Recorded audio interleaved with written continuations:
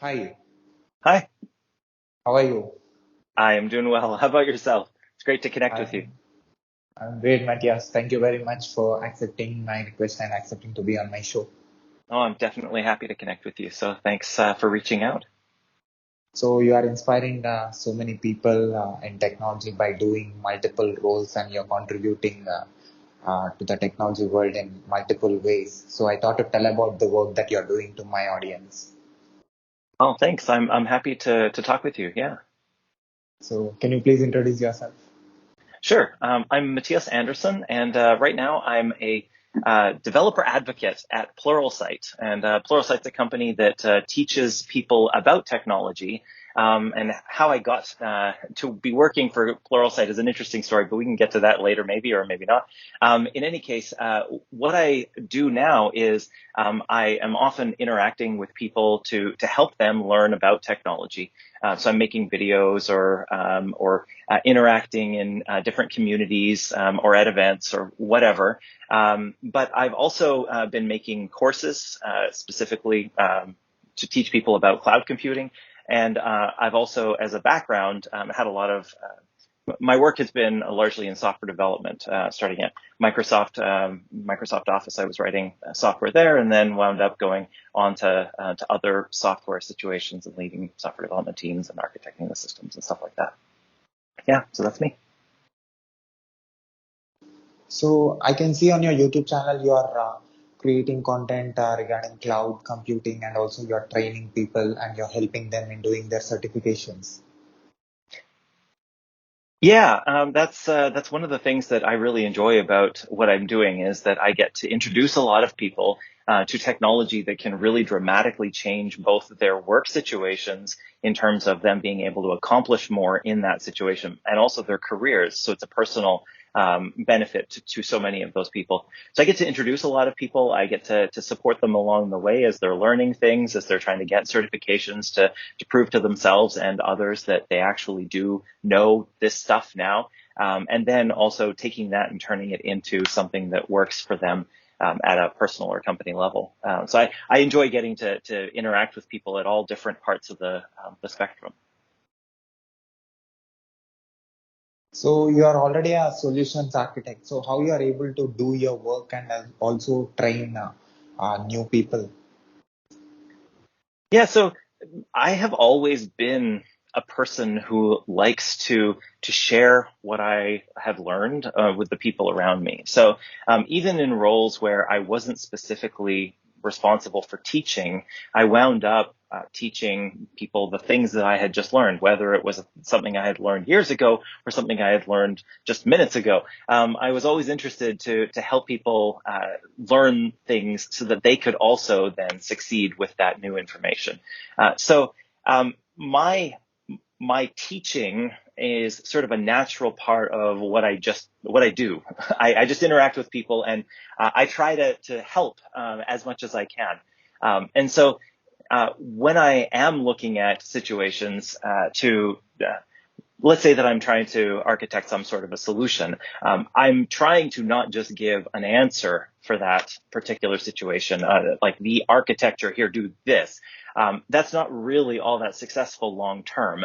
For that architecture to be successful, the people who are going to then take it and run with it need to understand it so that they can build things that align with it so that they can then take things about that system and change it because it was either something that I had missed when I came up with it originally or something that has changed in their situation, all those sorts of things. So I think that it's actually a pretty core part of architecting a solution that you can then also communicate that in a way that people can understand and take as their own going forward.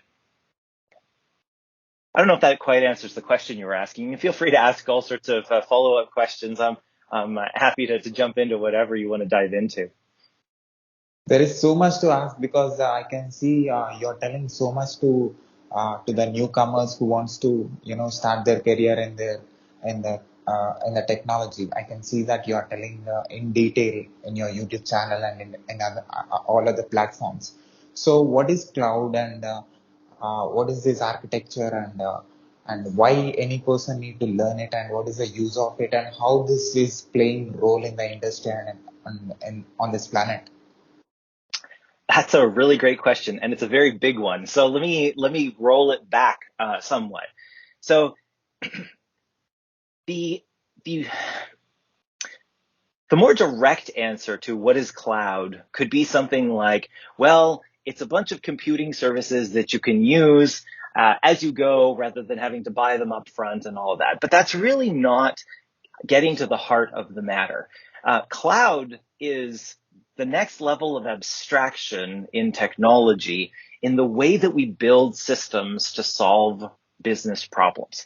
So that's what I mean about taking a step back. So fundamentally, information technology, the space in which we work, it's all about having technology that deals with information because that information has some sort of business value.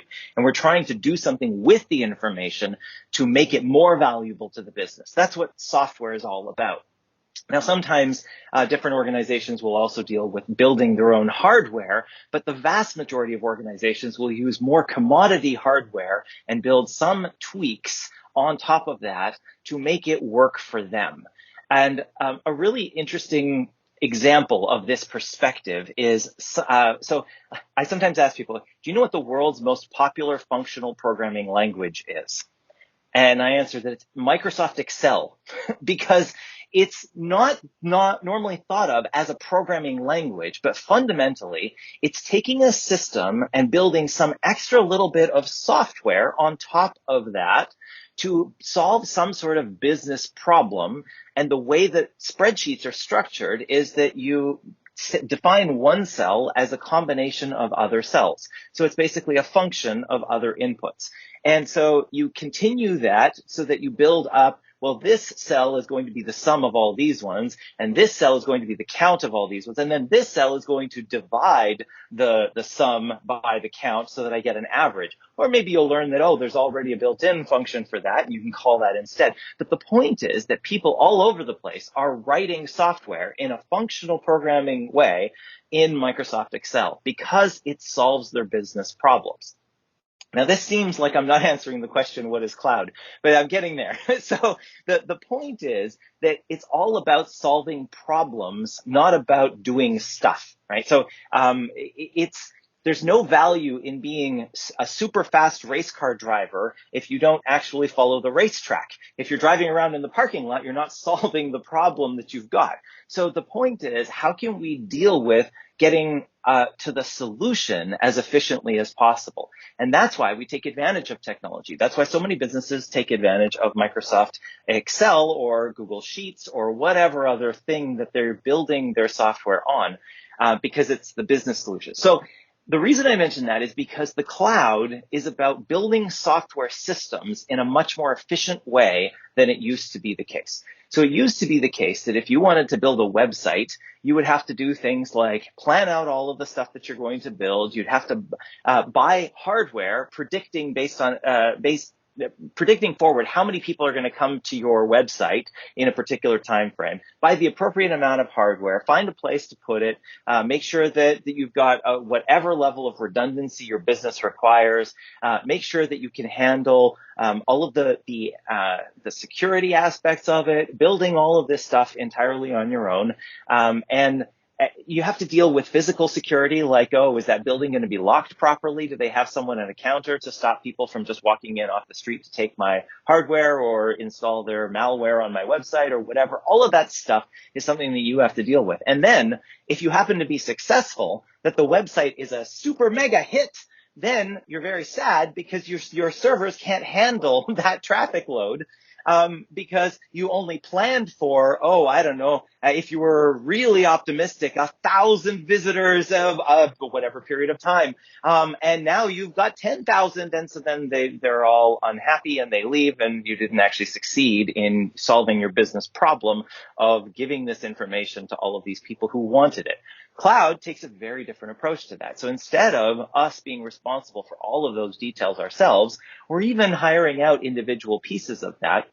we can take advantage of what Amazon and Microsoft and Google and other vendors have built so that we just use those things. They already know how to order enough hardware for all of the people. They know how to lock their buildings very well. They cool their systems so that when it's really under heavy load, it's not going to fry and catch on fire, and then you've got other problems too. Now, all of these other problems are incorporated as a part of the service. So we get to take advantage of technology as a service from other companies. It's actually, in a way, rather similar to how we buy computer hardware and we use it rather than ourselves saying, oh, well, I'm going to go and design my own processor and I'm going to get it built in this particular location and deal with the quality control and all of whatever it is. We are always using the work of other people in technology. And this is why I say this is the next level of abstraction of building software systems. We use services from the vendors who have really, really big budgets to build all this stuff, much, much better than we can on our own. So they have economy of scale that we can take advantage of. So that's a really long-winded answer to what is cloud, but I don't know, that's my take on it. So, what businesses actually spend their money on being in cloud? My argument is that all businesses are spending their money on being in cloud. If you use technology in any way, shape, or form, you are going to be using cloud. It's kind of like which businesses use electricity? Well, most of them, right? Like they're going to have lights in their offices or in their showroom or whatever they're doing. They're probably going to use some electricity because it's a core part of being able to do business. And the cloud is really quite similar. It's pervasive. It's all over the place. No matter what we're doing, we're using the cloud in some way, shape, or form, unless well, I mean, it's really hard to avoid it. I mean, if we use like Gmail or something like that, we're basically taking advantage of the fact that we no longer have to run our own servers. We don't have to have backup systems for whatever email we managed to download from the server, which then immediately forgot about it, and now it's only on our local computer. And so if this hard drive dies, we lose all of our emails. No, we don't even think about this anymore, right? We just log on and check all of our emails from whichever device. I pull up my phone and it's synchronized at the same time to the computer. So we're using cloud in these different ways, but we're not using cloud necessarily in as detailed of a technology way as some people are thinking about it. So that's more of a software as a service way of using cloud. Rather than using it as a platform or as infrastructure that we're using to build our own systems upon. But to be honest, as time is going on, less and less of the stuff that we need to manage is infrastructure, and more of it is much higher level, closer to the business problems. So we'll be using more and more software that's closer to the software as a service type thing, rather than closer to the buying a hard drive from a local electronics store and then installing it in a computer. So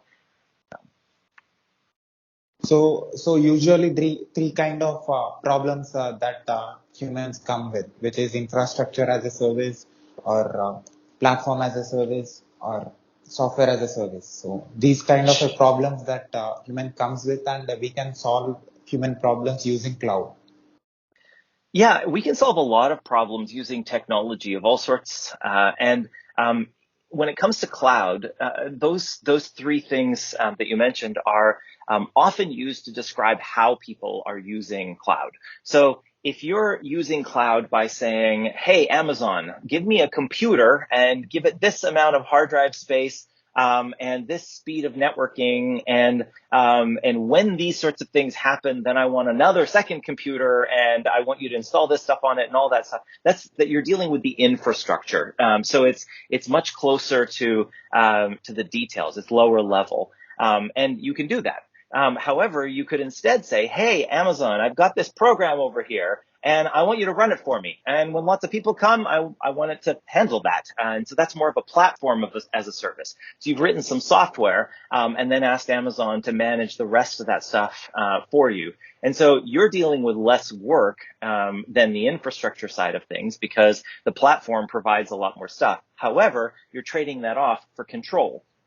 instead of you being able to tell it exactly what to do, it's going to do whatever the platform supports. And to be honest, in most cases, that's to our benefit, because when I get the opportunity to say, this is exactly how it should work, I probably didn't think of all of the things that the thousands potentially of engineers who built that platform thought about when they said, oh, you know what, actually, you don't need that. You don't want that. It's better to do it this other way. So I might have shot myself in the foot by having that extra control. So it's often better to take advantage of a platform. The next one, software as a service, is even less sort of involvement. And so instead of us writing our own software programs and giving them over, they've already written the programs for us and they've connected them up. And we just connect to those and use them. So Gmail is an example of that, but you can also get software as a service for other parts of your software systems. So even if you might be using some parts of things, or some parts of your system might be using cloud like a platform, and other parts might be using it like infrastructure. Some other parts might be using higher level services that are completely managed by the cloud provider. And that's actually, I think, where more of the value is. The less we're involved in all of the details, the more effective we can be at solving business problems, which is really, again, the whole point. The point is not to go somewhere, it's to get to the destination. So usually what problems they come with, and who are going to solve that problems in cloud, and what are their roles and responsibilities?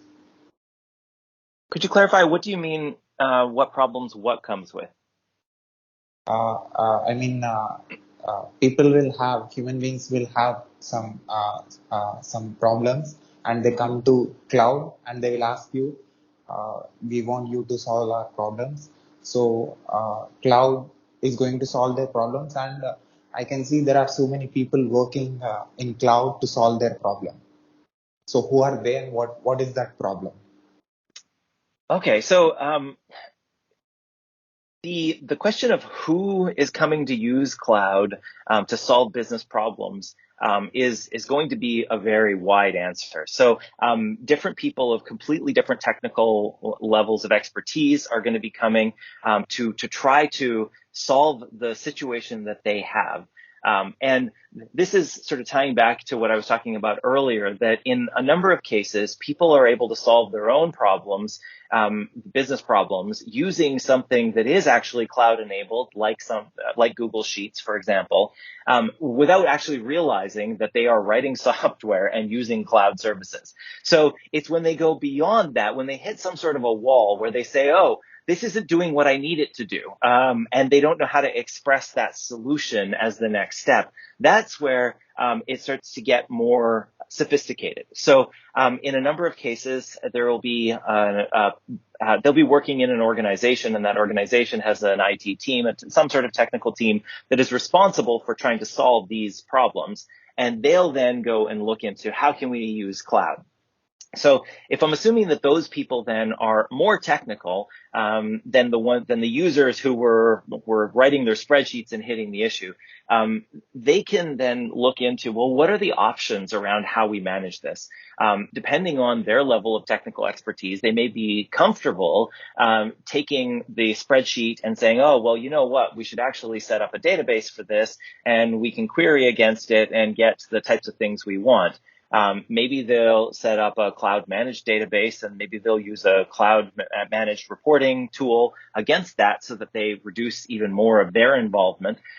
Whereas in the past, they might have said, oh, I need to go and buy a computer, and I need to hook it up to the network, and I need to install the database server on it, and then I need to write the app, blah, blah, blah, blah. Like, they needed to do a lot more stuff. Now they might recognize that they can do all of that stuff much more quickly by taking advantage of those services that already exist. So in those cases, they might be using a combination of some infrastructure for managing. Well, actually, it's, in a sense, running the databases. If they're managed databases, it could potentially be sort of infrastructure-ish, or it could be more software-ish, or it gets a little bit less clear sometimes, because you're getting a lot of extra value around the management from the cloud services. So they're on quite a spectrum, I guess I would say. But they could use something from the cloud vendors that stores all the data, and then something else from the cloud vendors that queries on all of that data, and they don't really have to deal with a whole lot of it. They press some buttons and say, oh, I want you to make sure that it gets backed up this often so that we don't lose the data. And then from that point on, they're less hands-on. Of course, they're going to hit some issue down the road where the user says, oh, it still doesn't do this thing that I want. And then they'll have to try to figure that out and support them through that, and maybe write custom software around it. And then maybe they'll host that, or maybe they'll run it whatever the case may be. They'll just sort of increase a little bit at a time their usage of cloud and their technical also their technical expertise at the same time. On the other end of the spectrum, there are some organizations that have huge teams where they have thousands of people who are already responsible for running their data centers and buying all of the hardware, predicting all of the load, managing all of the deployments across various hardware and replacing stuff. And they're very sophisticated, and they have all of this stuff, and they recognize that the cloud could simplify a lot of that stuff. And so they're approaching it from well, we already have all of this technology infrastructure, all of this weight of technology. How can we move that to something that doesn't weigh as much for us, that is a lighter load for us to carry in a long-term sort of a way? And so they'll wind up jumping into cloud from the perspective of, how do I move what I've got to something that's better, rather than how do I create something from scratch? And of course, these are just two examples, but there are people all over the place who are recognizing that cloud offers a different value proposition than they've been dealing with in the past, whether it's the people that couldn't do the thing in the past because it just wasn't within their ability set, or whether it was the group of people where they recognize that they're spending a lot of effort and slowing themselves down because they're unable to move as quickly, be as agile as they could be if more of that stuff were managed by the cloud. Does that answer the question that you were hoping to get at? Yeah, I got you. Cool. So I can see there are a number of certifications in the cloud, and I can see you are also training people to get those certifications. So what are those certifications, and what is the use of it? Yeah, so there are many different certifications, and one of the things that I often call out about these cloud certifications is that they're quite different than a lot of technical certifications have been in the past. In the past, not all, but some technical certifications have gotten a bad name because they've been trying to test people on stuff that really didn't matter. I joke that it was almost like they were asking, oh, what is Word 13 on page 83 of the manual that we printed 3 years ago? And if you know that answer, then you can, and enough questions like it, you can get the certification. But that's not really valuable because nobody needs to memorize Word 13 on page 83 of the manual from 3 years ago to be able to do their jobs. So what the certifications these days are much better at doing is representing real world capability. So they are trying to evaluate people at different levels of ability. Do you know what you're doing? And so the easiest level, I should say, is the foundational level, and all of the cloud vendors have something at this level where even non-technical people can jump into this and use this as a guide to their learning of cloud. So they might not understand what cloud is all about, why it's beneficial, and all of these sorts of things. Some of the things that we've been talking about, and it goes deeper and broader. So they would like to then be able to learn those things and show to themselves and to potentially others that they have learned these things. And so they will target one of the certifications. They'll potentially take courses and interact with other people, take some practice questions and whatnot, and then eventually they have learned that stuff. That actually is it's a meaningful step because it changes people from not really understanding what's going on in the technology space around them to understanding it so well that they can communicate with the other people around them. They can communicate with the technology people to say, hey, what if we did this sort of a thing? they can actually realize that that sort of thing is possible, whereas previously they wouldn't have even known that. Or when the other people in their organization are talking about how they're planning on doing this sort of a thing because it'll have these sorts of benefits, but it'll also have these sorts of drawbacks, they'll say, oh, okay, I don't know, follow all the details, but I get what you're getting at. And so they can make better decisions when they're then taking that and talking with their clients, or they're making their budgets, or whatever the case may be. So it's a really valuable sort of level of understanding. Beyond that, though, especially for the more technical people, the people who want to get in and actually use it themselves to build these systems, all of the cloud vendors have an associate level of certification as well. And sometimes they'll call them like an associate architect certification. So the focus is on how do you use these cloud services to architect a system that can solve business problems. And to do that, you need to understand well enough what all of the tools in the toolkit are. I kind of sometimes use the analogy of construction, that at the foundational level, you'll understand that there are people who are going to be doing a bunch of things to put wood together and pour concrete and do all of these different things. But you trust that they can sort of do those things. But then at the associate level, they're the ones who are actually going to be doing some of these things. So they actually need to know what the saw is. They need to know that the trowel is used for flattening things, or whatever the case may be, in all these different areas, so that when they're asked to do something here, they can actually use those tools effectively. And so it's a lot more technical. It's a lot more information. It's broader, it's deeper, but it's also really valuable. And a lot of people use those certifications to guide their learning to that capability. Even people who have no technical background have been using these certifications to get themselves to the point where they understand those tools well enough to start using them. Now, if they're jumping in without any technology background, they're going to have other things to shore up from the technology background standpoint when they're jumping into roles. So I'm not meaning that these ones are a perfect guarantee of a job just because you get a certification, but they do represent a lot of really valuable understanding in cloud. And cloud is an extremely valuable tool in today's technology landscape. So those people can come in with actually a much deeper skill set in a really valuable tool, even though they have a weaker skill set in some of the rest of the foundations. So it's an interesting combination sometimes that sometimes teams can be made up of people who don't know the cloud very well but have a really long background in the technology, and other people who know the cloud really well but don't have those same background, and together they can actually teach each other a lot more and solve a lot more business problems. So that's the associate level. But then to go even deeper, there's the professional level, which generally targets a more specific role. So a professional architect will be someone who is more frequently going into situations having to deal with all sorts of much wider business problems that they're trying to deal with, and restrictions. Or if there are professional security engineers, for example, they are going to be understanding a lot more of the details of the security space. Even though all of us are responsible for security, it's not that only the security people can do the security stuff. It's that they will be more specialized in those things. So those are sort of the three levels. And like I was mentioning, a lot of people are using these to guide their learning forward. And even people who will have a strong background in technology often find that these certifications, they fill in a lot of blind spots that they didn't know that they had. So just jumping into any of these as a target and trying to learn their way to complete it, it can show them a lot of stuff and really teach them a lot that they didn't realize that they didn't know. So it's a really valuable tool, even for deeply technical people with lots of experience.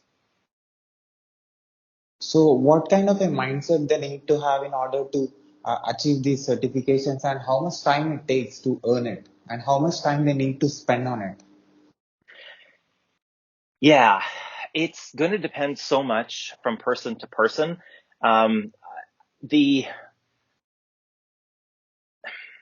Depending on how technical you are, it's going to be either an easier or a harder thing to get to some of these levels of certification. If you're a really deeply technical person and your target is the really the more introductory level certification because you want to shore up some of those business analysis side of things, or you want to understand at a more broad but thin level what the cloud's all about, then it's really not going to take all that long for those people to achieve those certifications. I could imagine some of them, if they're really bearing down, not even having that much trouble doing it in a weekend or week or something like that.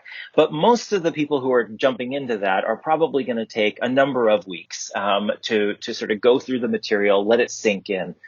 Actually, this ties into something that we're doing right now at Pluralsight. We've got this thing going on called Cloud Happy, where we're literally offering for free the training for these introductory certifications, the more basic ones, which are, like I said, valuable for people whether they're technical or not. But we've broken the courses that we're offering for free until the end of the year. We've broken them apart into week by week sort of outlines. So you sign up to this thing, and then each week we say, hey, how about you get through this set of videos? You know, these 5 or these whatever videos. If you get through these lessons this week, that's sort of some good progress. And then next week we'll send you another list and a couple of things to read or whatever, so that people can be making progress. And it might take a couple of months, month or two, sort of a thing for people to get through that if they're just going at that pace. But it's also a really achievable thing for most people. So I'd recommend that people check that out if they're interested in diving into understanding the cloud. I can give you a link afterward. You can also go to pluralsight.com, and at the moment there's a banner at the top of the Cloud Happy thing. So to continue answering your question, you were asking how long does it take people to get these different certifications? So the introductory one, if you break it apart like this and just make your progress, it could take a number of weeks for you to get through it all. For the associate level one, if you have already the foundation of something like a bit of technology usage and that introductory certification, then you might also be able to do that one in a number of weeks to sit down and just keep making progress. It's really good, actually, from a learning science perspective. It's really good to break your learning apart into continuous progress rather than trying to jam it all together. This is one of the things that I've talked about in a number of my videos, and the first course I made for A Cloud Guru actually was talking all about a lot of these techniques that people can use to learn more effectively and overcome the challenges that they're facing to try to move themselves forward in terms of learning stuff and their career. So one of the really key takeaways is that breaking it apart and making continuous progress is a really successful approach. People do succeed when they keep working at it. And you'll learn your way forward, even if you're not 100% sure exactly what you're doing. A lot of the time when we're learning the stuff, we're not entirely sure, hey, is this going right? Am I getting this? And then as you keep going, you're like, oh, hey, this is making more sense. And usually when you look back at it, you're like, oh my goodness, how did I not know that? This seems so obvious now, because now you've learned it, right? So the professional level certifications, they'll often take people months and a lot more effort to dive into, because they are really quite a lot to take on. They're both very broad and very deep on a lot of topics. You really need to know it very well to be able to pass those exams. And the same goes for the specialist or professional exams. There's a lot of material in there. But again, a lot of people, they dive in and they're like, hey, look, I'm gonna learn this. This is my challenge. This is my target. And they learn their way forward to that, even though in general, most of the certifications will say, oh, we expect people to have this many years of experience using blah, blah, blahs or whatever. And that's a good guideline. It's not a prerequisite. You don't have to prove that you have this particular experience to be able to take the exam, for example. But it's something that people can overcome if they're really intentional about it. It's just that they're going to have more work to overcome that challenge than someone who does have all of that background. So does that answer the question you were digging into? Yeah. Cool. Yeah, it's very clear. So, as a solutions architect, what system you architect? What system am I architecting? Um, I'm generally looking at all sorts of different systems to architect some sort of a solution to the business problem. So on a day-to-day basis, I'm not generally diving into like large organizations, systems, and architecting them for them. I have so many other things that I'm dealing with right now that most of the time I'm looking at how will the things that I'm coming across be impactful for those different people. So because I'm trying to take the information, the news, and the stuff that's happening in the cloud space, and make it more available and accessible to people, whether it's in our regular news shows that we do to try to give people a rundown of what happened in this latest time period or whatever, or whether it's that we're talking with people in different circumstances, trying to help them learn about the things that they might not have realized. That's generally where I'm spending more of my time. So this morning I came across a number of different articles of different things that were happening. So AWS has changed the way that they're handling their status pages, and I'm asking myself, okay, so how do we learn from these lessons? Like, what do we take away from their experience of trying to improve their reliability on something that is visible to a lot of people? And how do I make it then something that other people who are more directly responsible for architecting those systems, how can I make it so that they can know what to do with that? So whether it's tips for what to do, or lessons that they can think about as they go about, and then maybe apply to situations that I can't even really imagine, because I can't be involved in all of those details all over the place. So I'm not sure if that quite answers the question that you're getting at, but I hope it does, and feel free to ask any follow-ups. Uh, yeah, I got you. So I can see you worked in Microsoft before, and also you worked in different places. You know software development, and you are an instructor, and you are a team lead. So different roles in one person. So how this diversity in you happen? Yeah, so I guess the key thing is that I look at my interaction in those roles as just me doing my sort of thing.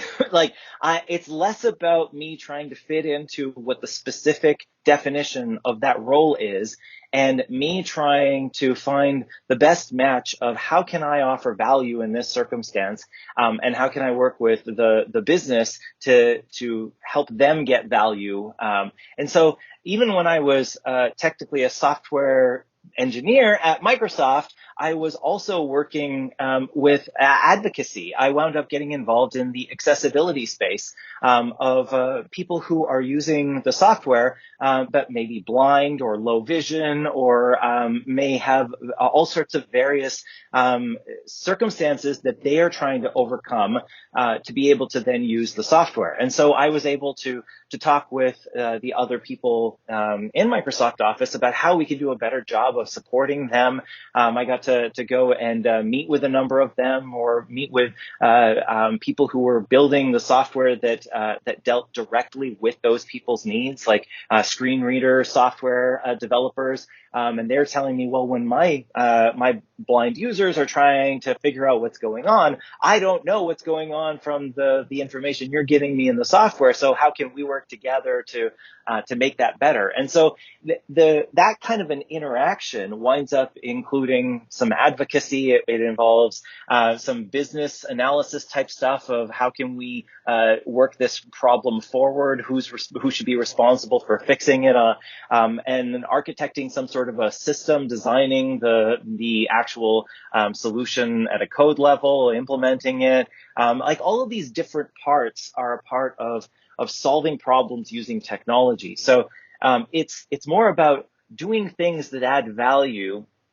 in that circumstance, by trying to learn about that circumstance, learning about the people that I'm interacting with, the motivations that they're trying to deal with, and then doing what I can to support them. And sometimes the right support is to not use technology. This technology is a distraction. We should actually solve the problem in a totally different way.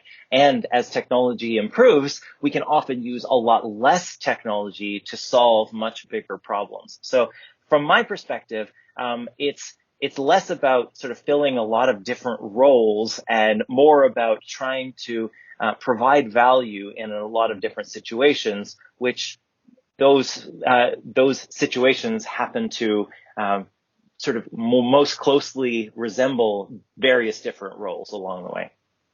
I don't know if that's a useful way of, if that explains to you what I'm getting at, or if that makes any sense, but feel free to ask follow-ups like always. Yeah, it's clear.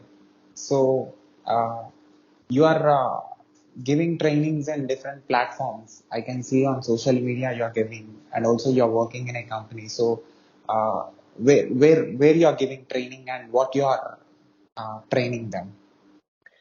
Yeah, so I've made some courses which are available on the A Cloud Guru platform. So I guess it's acloudguru.com. It used to be acloud.guru. Both of them probably work, but that is all about trying to train people on cloud specifically. And Pluralsight bought A Cloud Guru, so now I'm with Pluralsight, which is even better because now we can train on even more things. So A Cloud Guru was specializing in cloud stuff, but Pluralsight had a lot of the other stuff that you need to work with cloud. Cloud by itself is not as valuable as cloud with the rest of the technology, because you're generally trying to solve problems not by saying, hey, this is the cloud solution. You're trying to say, I want a technology solution, or just in general, I want a solution. How can I use technology? Which might mean writing some programs and deploying that on the cloud, for example. And so the Pluralsight stuff was much stronger on coding and programming, designing things, architecting, all sorts of other stuff around technology. So I work with Pluralsight / A Cloud Guru to at the moment make a lot of the stuff that isn't specifically in the courses anymore. I'm working more on making a lot of the more public facing stuff outside of the actual platform, making YouTube videos on a regular basis that give the updates on what happened on that cloud platform. So like I mentioned, I'll go through a lot of the news releases and try to figure out, well, what's happening here? Why do people care about this? Is this really important, or is this more just kind of a marketing thing that they're trying to make it look really special, but it's not going to be all that useful until they make some extra changes down the road? I try to come up with better understanding of those things to save a lot of other people time. And then that also brings them to a better understanding that what we offer goes beyond just the videos that we're making like that, and then also dives into way more of the details and helps people to skill up on all sorts of different technology things. So I'm training people like a lot through YouTube type things. Sometimes also I wind up doing various events, or whether they're virtual or physical events, or sometimes some special things that are private. We do live streams on YouTube where people can join us and ask questions as we're going through it, to talk through some of their questions or concerns, to apply it more directly, which helps everyone, because when one person asks a question, there's usually a whole bunch of other people that are interested in the same question. They just didn't ask it. So we're really glad to get those opportunities as well. I hope that answers what you were sort of getting at, but again, sometimes I just wind up talking about some of the things and forget in the end to answer the actual question. So if I do that, just ask it again. But everything is related to the topic that you're saying. It will be very useful, and it will be interconnected. That's why I'm saying okay. Okay, cool. Yeah. Yeah. Yeah. So with these certifications, if they do cloud solutions architect or the foundational level or the professional level, so what kind of salaries that they can get? You're saying that a non-technical people, non-technical person also can come into the cloud and you train them and you give them training and you make them become great in cloud. So what kind of salaries that they can get, and how this cloud industry changed the previous work? Salaries are a really hard question to answer because they're going to depend so much on so much. They're going to depend on the area that people are in. They're going to depend on getting lucky enough to sort of find a particular fit where their background matches that particular company's situation. They're going to depend also on which cloud they wind up jumping into. But most of all, I think it'll also depend on the other stuff that they have to sort of flesh out a role in that cloud. That said, there are stories of people who have no background in any of the technology, and they wind up diving into this stuff and learning enough that they become really valuable to some companies. And I mean, I've heard some stories because some people started with rather low salaries to start with. They've managed to like triple their salary because they wound up going into a technology career that they weren't in before. For different people, it's going to be so different.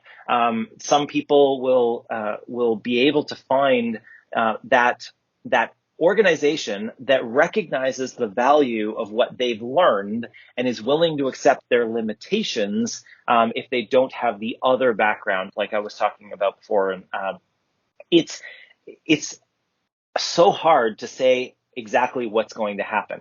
Now, one of the things to talk about with this is that in general, there are surveys that happen of like, okay, so different certifications, what do they pay? And what they do is they go and they ask a bunch of people, do you have this certification and how much do you make? And with all of that information, they say, oh, this certification is associated with this particular salary. There are some problems with assuming, however, that any of those numbers is going to be what you're going to get because, first of all, it's a range. But second of all, the people who happen to have a particular certification, it doesn't necessarily represent that certification is what made them get that salary. As an example, I have seen some circumstances in those salary surveys where the introductory certification paid more, according to the survey, than the professional certification, where people know all of the details. And the reason for that is because maybe some of those professional certification people aren't they know so much about the details of the technology that they're not, say, the running the company. Maybe the executives of the company were able to get the introductory certification with their very high pay, but they couldn't get the next ones. And so it's not the certification that drives the salary, it's just an association. However, we have also seen that getting the certifications does lead people to improving their career circumstances. It does lead to raises. It does lead to better jobs. It does lead to people being able to move themselves forward. It's just, I would never say that you should go and look at that number and say that's the number I should get if I just get this certification, because there's just way too much stuff going on in the statistics and how that all comes together. But I would recommend that if people are interested in a technology career, whether they have one or whether they don't, dive in and actually understand this cloud stuff. If you don't, you're not going to be able to make a successful technology career long term. A technology career is all about learning. If you're not continuously learning, then you're not making a career. You're only doing some tasks for a job right now, but it's a dead end sort of an approach because all of the technology keeps changing. The technology never stays still long enough for people to to make a 30-year career out of it. It's just, it keeps changing. If you mastered the technology from 30 years ago, somebody who spends 5 minutes Googling a particular thing and copying that and putting it in is going to be faster than you, because the 30 years ago technology is just so slow in comparison. It's just so inefficient to use. So I definitely think that that there's a lot of value, a lot of importance for people who are interested in a technology career to jump in and understand what this stuff is all about. How does it change the way they think? And in particular, like we talked before about how there's infrastructure as a service and platform as a service, and there's the software as a service. But how you compose systems, one of the other things that sort of come up a lot is serverless. And it's how do you take advantage of things that are usable in a way that doesn't have the same structural problems or architectural problems as they used to have. So instead of thinking of the new cloud services in the way of this is just the same as the one before, but it does it automatically for me, it's actually a fairly different way of thinking about it. It's a way, like a mindset shift to recognize that the technology is fundamentally different in how it solves problems. That's this shirt, getting a serverless state of mind, is one of my favorite shirts, because it's what I think represents so much people's ability to move forward in technology. If they shift their mindset to how can I be really effective using this new technology, then they can be so much more effective because of the new technology, that they make the people who aren't taking advantage of it so far behind. They beat them. They move past them. Even people who are career changing into technology, if they recognize how they can build serverless systems in days that basically compete with the entire team spending months or years to build, but they built it in like a few days or weeks or something like that. And if they recognize how powerful that is and they can leverage it for a business, the business is really interested in solving problems in a matter of days rather than costing them tons of employees, months or years. They're really interested in solving that, and they will happily take advantage of that, even if those people don't have all of that other background. So, but it's if they recognize that yet. And this is one of the things that I'm actually trying to help people understand, is that as an organization, they have a lot of opportunities if they can see how the technology is different now than it used to be. So, yeah, anyway, I don't remember the question anymore. Sorry.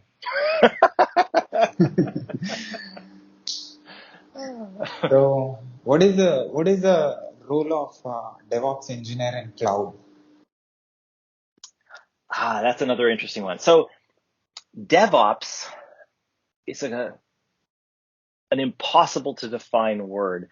Nobody can really agree on what that means specifically. Aside from saying that it's got some dev and it's got some ops. Everyone sort of agrees those are included. But aside from that, what does it mean? Is it a role? Is it a team? Is it a mindset? Is it a system? Is it like what is DevOps? And then what would be a DevOps engineer in that circumstance? If we again scale it back, the point of the technology that we're using is to solve some sort of business problem. And when you solve a business problem using technology, you have to make it at the beginning, and then you have to keep it running. And then you have to make changes to it, and then you have to keep that running too. And so those are sort of the development of something and then the operating of that thing.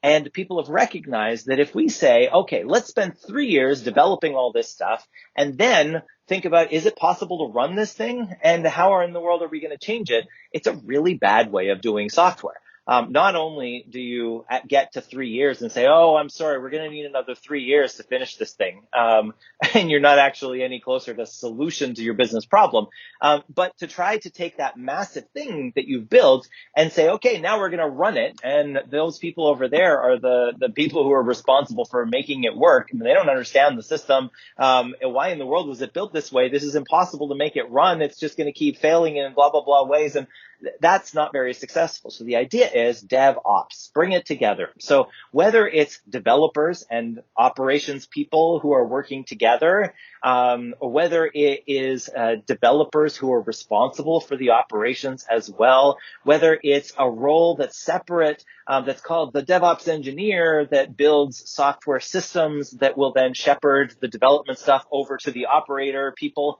but they're like an extra third group in there, or like there are so many different parts to DevOps. It's really hard to define that. However, I would say pull it back and say, what are we trying to do here? We're trying to solve business problems. So if we all work together to solve business problems and we try to solve them a little bit at a time, then we're going to be way more successful. So a lot of this ties into, I think, the Manifesto for Agile Software Development, also called the Agile Manifesto. It is a really useful statement of, look, this whole waterfall methodology, this whole try to figure everything out up front and then work on it for years and then hope that it's actually going to work is not a good way of doing it. We should break it apart. We should do it a little bit at a time and learn as we go. And this ties back into what I was talking about before. At a career level, we need to keep learning technology, but at an organizational level, we need to keep learning about the solutions that we're building. If we build some piece of software and then we learn shortly thereafter that, apparently we misunderstood the problem. This isn't a problem. We don't need software for this. That's a good result, right? We've just learned that we should not spend any more effort on this, and we should spend that effort somewhere else that's more useful. If we instead had spent 3 years and then eventually given up, and we might never still have learned that we were trying to solve the wrong problem, this is a really bad way of doing business. So DevOps is about trying to solve problems more directly as a cooperative team rather than working as a much less effective and more siloed multiple groups of people throwing stuff over the wall at each other. Does that help? Yeah, I got you. Because I asked this question because I'm getting trained as DevOps engineer. Awesome. So I'm curious then, how would you define DevOps engineer? So just now I just completed the fundamental services of cloud, EC2, S3, database services, like basic 4 or 5 services, and they gave us a project for a cloud engineer, a project. So I'm working on it. So they gave a project. So I have to submit it on Monday. So Okay, yeah. I'm working on it by seeing some videos, and also talking with you. I thought I will get some idea because you are an expert in it. Also, I can tell to my audience as well. Awesome. Well, I'm glad that you're digging into this, and I'm happy to help give you more thoughts and ideas if I can support you at all. That sounds like a great thing. I guess one of the questions I have is the project that you're building. Is it like a CI/CD system where you're trying to take like a code base and then automatically build it and automatically deploy it, or is it like some other part of DevOps, or like what part? Are you dealing Second with? one. There is already a project, so I'm trying to deploy it in the cloud using and they gave a requirement of a client, a requirement, and they said the client needs these many. The client has a MySQL database, so like that one project they gave, and it's like an online bookstore Okay, yeah. website. Yeah. Online bookstore website, and they gave the direct link on GitHub, and we have to put that using, they said, these services. It should be highly available, and also it should be fault tolerant, and also the four fundamental things that it need to achieve. So I have to do that. Oh, So I'm awesome. trying. Yeah, so I'm kind of curious if you're then using like a platform as a service, if that's going to give you what you need, if it offers the right tolerance, like fault tolerance and availability guarantees of what it creates under the hood, or whether you're dealing with the infrastructure directly yourself, or Yeah, infrastructure, both. I mean, three, we have to use, the project includes three. okay, cool, cool. Yeah, Well, that yeah. sounds really exciting. So maybe I'll hear more down the road. But if you have any other questions right now or whatever, I can try and answer. But it's up to you. So that's great. You said so many things, and you're doing so many different roles, and you're not only doing a job for yourself, you're also giving that cloud knowledge to other people as well in order to, start their career in cloud. I saw you're doing your stuff is very, very intense training you're giving. So Well, can you share your web links to my audience where they can see and you and they can learn from you? sure. So a lot of the stuff that I make winds up on the Pluralsight YouTube channel or the A Cloud Guru YouTube channel. So I can give you those links. And if people are interested in jumping into cloud, I've got a number of videos that I've put together. Me and other people that I work with, we've got different areas of specialty, different perspectives, and all that sort of stuff. And so we've worked together to put together some guides for how people can jump into all of this. So a link to that playlist might be a helpful thing. It walks through the certifications for all the major vendors, Amazon, Microsoft Azure, the Amazon Web Services, Microsoft Azure, and the Google Cloud Platform. And people could pick any of those or potentially take a look at a number of them to learn their way forward. One of the things that I do suggest for people is that picking anything and then just starting to learn that is the right choice, rather than being in a spot where you are trying to figure out, oh, should I dive into this one or should I dive into that one?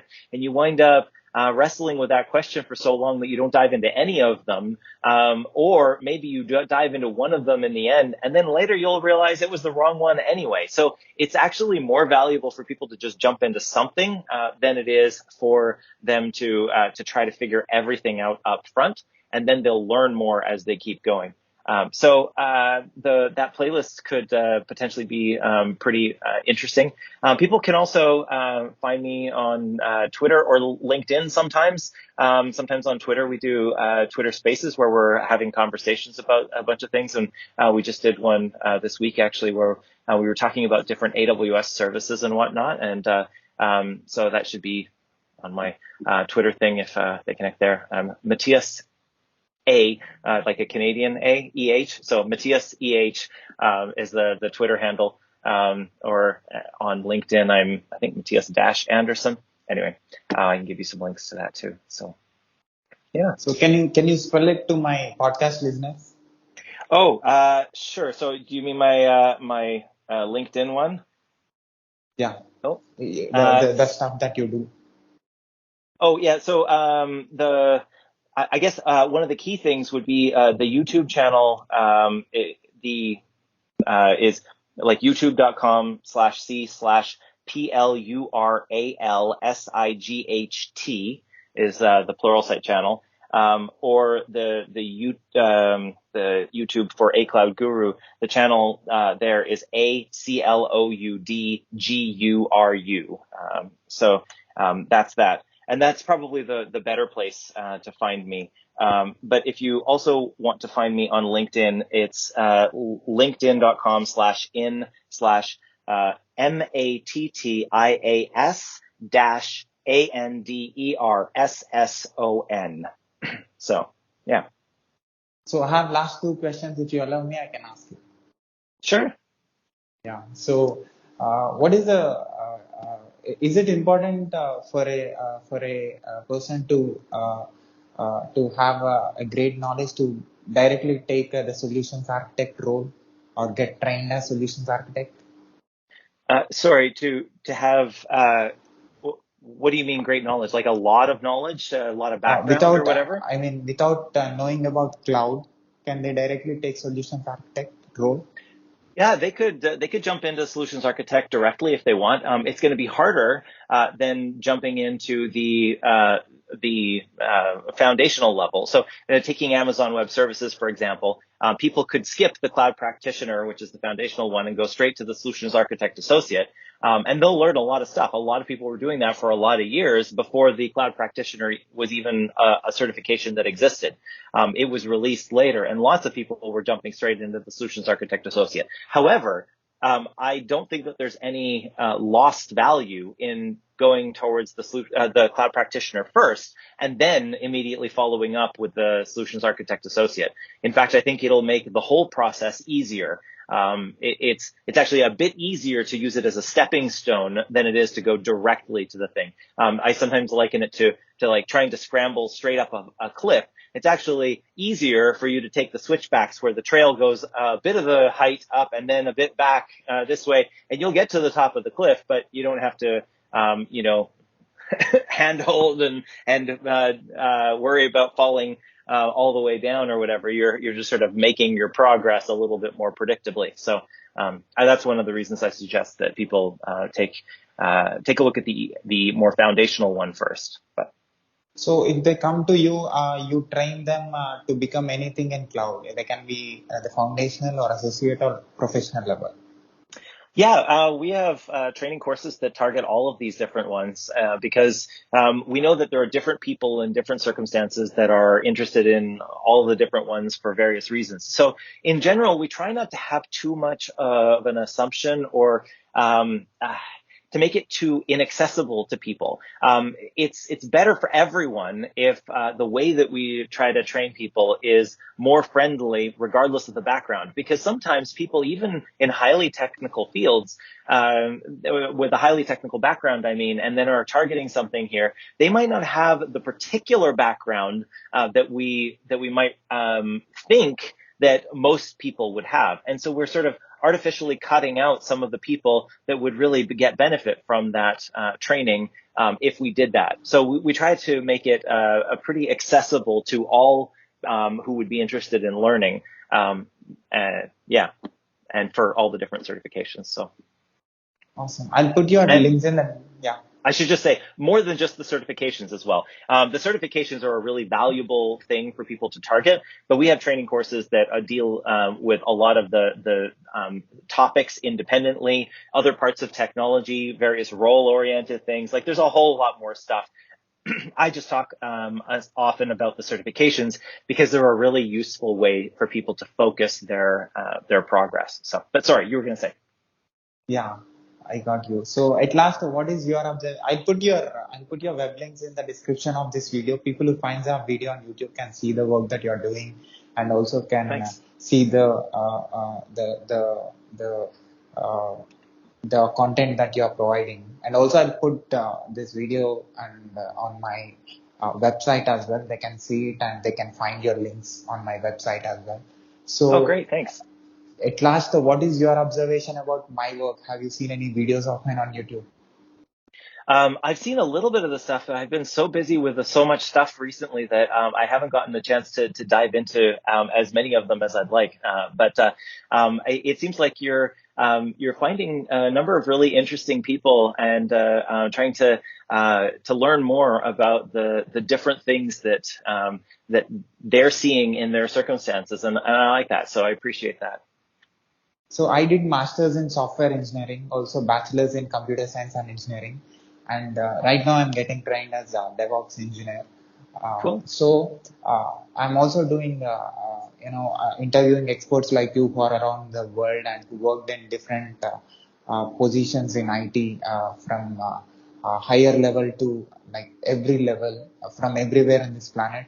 So I did more than 500 plus interviews in last 2 years. So how this talking with experts like you, who are already in the industry, who are solving the problems, who already solved the problems, who are handling the projects, and who are already in the industry, seeing the market. So listening to you people, what I'm going to learn and how I'm going to use this knowledge if I work in IT in coming days.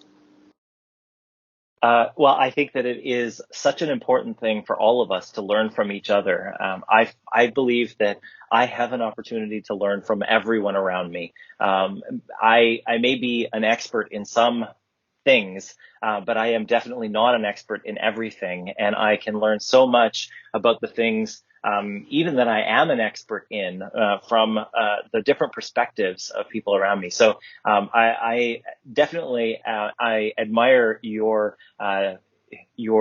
drive to talk with so many people and get so much interesting insight from different people, both for yourself and then also sharing it with others. So I think that's a really great thing that you're doing. So thank you for doing that. And I think it's going to serve you well. And I think that it's also really going to pay off for the other people who are getting to benefit from all of that insight that you're sort of drawing out. Last question that will help me and also my audience. That how this is like you are doing you're talking with computer and you're talking with human beings. Which one you like and why you like and what is the difference? So there's a lot of similarity and a lot of difference. One of the things that you might say is that computers are more predictable than people are, but that's not always true either, because even when you're dealing with computers, there's more stuff that than you usually realize. So I think that each of those has their own really interesting sort of aspect of interacting. I like both of them. I like talking with people. I like working with computers. I don't think that either of them is better than the other, but fundamentally, the computers are trying to solve the problems for the people. So if we're only working with computers without the perspective that people are involved, then I think we're not really going to be very successful. I think we have to understand that the reason we're working with the computers is to address things that are affecting people so that people can use them and get benefit from them. So again, I don't know if I answered your question directly, but feel free to ask them again if you feel like I'm cheating or forgetting or whatever the case may be. Yeah, I got you. It's very clear because it's an important point that if you say, we will know and we can get whether we are doing right or wrong. Yeah, there's always so much more than we realize going on all around us with so much stuff. Whether it's a computer system, whether it's the motivations for people, or whatever the case may be, there's a lot of depth that we don't see and think about. And the more that we can respect that and recognize that and try to interact with people in that way, I think the better we are at being able to make things better for us and everyone around us, to make the world a better place, I guess. So can I put this video on my YouTube channel with your permission? Sure. Thank you. I appreciate you taking the time to talk with me. And yeah, I'd be happy to please share a link with me as well. And I mean, I'll watch it. I subscribe to your stuff as well. So should see it pop up, right? Yeah. Can I also put this audio and video clip on my podcast, website, internet, social media, everywhere with your permission? Sure. So thanks again, Matthias, for giving me your valuable time and giving answers to a lot of my questions. And I'm sure even if any person from anywhere in this world watches you and listens to you, that changes. If you change one person's life or if you help them in starting their career in cloud and also the stuff that you're putting on your YouTube channel, if they get connected with the stuff that you're doing, and I can see your explanation is very, very clear. Like I want to start watching your videos from now in order to Well, understand more thank you. about DevOps. Thank you. I appreciate that. Honestly, if I can have a positive impact on the people around me, I feel that I feel that like that's a rewarding thing. So I appreciate that you're doing that as well, and that you're helping me to do that. So thank you very much for taking your time and everything to set this up, and being persistent to make it happen. I appreciate it a lot, because I know my schedule has been kind of crazy recently. So sorry about that. It's valuable, and it's pleasure talking with you. Thank you again, and keep going, keep inspiring, and keep making more lives beautiful. Thank you so much. Thank you. You too. Yeah. Bye. All right. Take care. Have a great rest of your day, I guess.